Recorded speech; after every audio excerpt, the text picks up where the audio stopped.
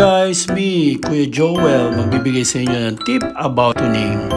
This time, sisimulan natin sa ring. No? Dali lang to guys. And, alam nyo yung iba siguro. 2, 3, 4, 5, and 6, 7, 8, and 10. Ito natin sisimulan. Guys, watch. So sa temp, pwede ko lagyan ng kabila ang mata o cartoons yan. Kilay, lagyan natin ng ngiti. Na number 9, so pag nakita kong bilog, automatically mata na yan. Kilay.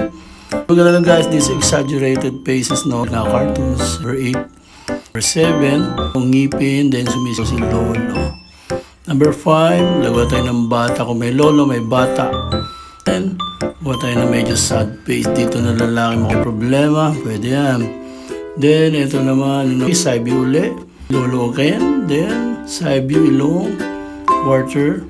Happy naman. Yung number 1, serious na mo. So, pirmahan ko na guys. This time, marami tayong pwedeng gawin sa buhay. Enjoy nyo lang. Kung may talent kayo, show it. Yung tago. Dahil pag tinago nyo, hindi makinabangan ng iba. Share it.